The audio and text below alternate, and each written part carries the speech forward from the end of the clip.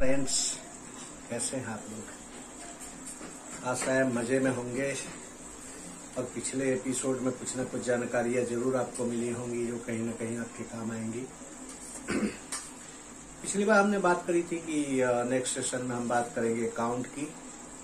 तो काउंट के बारे में बताना चाहूंगा कि अगर आप इस फील्ड से जुड़े हैं तो कहीं न कहीं कभी न कभी आपने सुना होगा 20 काउंट का धागा, 30 गुने 30 का धागा, 40s का धागा, 50s का धागा, 25 डेनियर का धागा, 40 एनी का धागा। क्या है ये काउंट? क्या है 20s, 30s, 20 गुने 20, 40, 40 एनी, 50 डेनियर? क्या है एग्जैक्टली? यही है काउंट। यही है काउंट, जो कि मात्रक है धागे की मोटाई को नापने का, मात्रक है धागे की गुणवत्ता को नापने का। और आज हम इसी के बारे में विस्तार से बात करेंगे विस्तार से जरूर, लेकिन वो इतना जटिल टेक्निकल टर्मिनोलॉजी के साथ नहीं होगा, बिल्कुल सरल भाषा में होगा। तो आइए चले काउंट के बारे में जाने। आइए सबसे पहले हम जानें कि काउंट होता क्या है। काउंट धागे की फाइननेस को नापने का मात्रक होता है।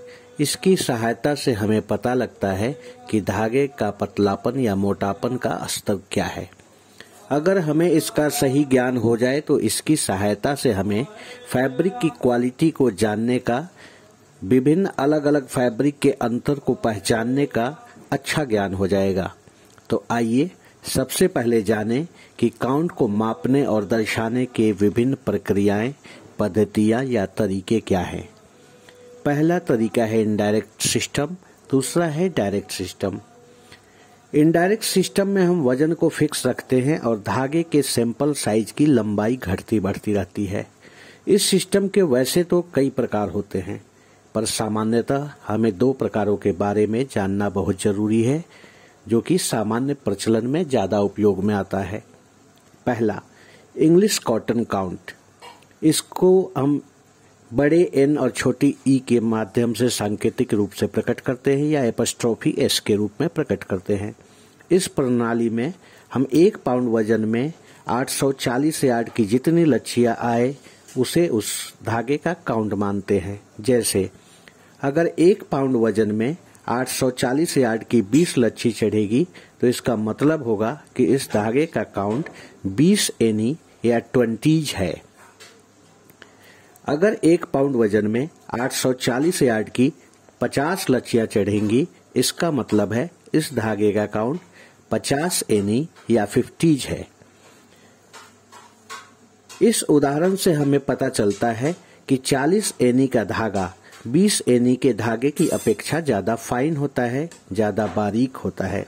अर्थात इस काउंट में जैसे जैसे नंबर बढ़ेगा वैसे वैसे धागे की फाइननेस बढ़ेगी, जैसे जैसे नंबर घटेगा वैसे वैसे धागे की मोटाई बढ़ेगी। एनी काउंट को एपस्ट्रोफी एस के माध्यम से भी दर्शाते हैं, जैसे 20s, 30s, 40s इत्यादि। दूसरा, इस इनडायरेक्ट सिस्टम का दूसरा प्रकार है मेट्रिक कॉटन काउंट। इसको हम बड़े एन और छोटे एम से यानी एनएम से सूचित करते हैं। इस पद्धति में हम 1 किलोग्राम वजन में 1000 मीटर की जितनी लच्छियां आती है उसे उस धागे का काउंट मानते हैं। जैसे अगर 1 किलो वजन में 1000 मीटर की 30 लच्छियां आती है तो उस धागे का काउंट 30 एनएम कहा जाएगा। अगर 1 किलो वजन में 1000 मीटर की 60 लच्छियां आती है तो उस धागे का काउंट 60 एनएम कहा जाएगा। इस प्रणाली के अनुसार भी जैसे जैसे काउंट बढ़ेगा वैसे वैसे धागा फाइन होगा और जैसे जैसे काउंट घटेगा वैसे वैसे धागे की मोटाई बढ़ेगी, ठीक बिल्कुल इंग्लिश कॉटन काउंट यानी एनी की तरह। आइए अब हम काउंट मापने के डायरेक्ट सिस्टम के बारे में जानें। इस पद्धति में धागे का सैंपल साइज फिक्स रहता है, पर हम उसके वजन के अंतर से हम धागे के काउंट का निर्धारण करते हैं। इस प्रणाली के दो विभिन्न प्रकार को जान लेने मात्र से ही हमें सामान्य कार्य क्षेत्र में काफी लाभ मिलेगा। पहला, टेक्स। इस प्रणाली में 1000 मीटर धागे के वजन को हम उसका काउंट मानते हैं। जैसे अगर 1000 मीटर धागे का वजन 20 ग्राम है तो उसका काउंट 20 टेक्स हुआ, और अगर 1000 मीटर धागे का वजन 40 ग्राम है तो उसका काउंट 40 टेक्स हुआ। इस प्रकार हम यह समझ पा रहे हैं कि इस प्रणाली में हिसाब बिल्कुल सीधा है, डायरेक्ट है।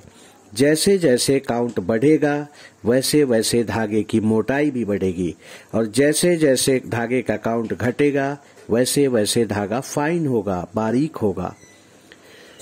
डायरेक्ट प्रणाली के दूसरा सेक्शन है डेनियर।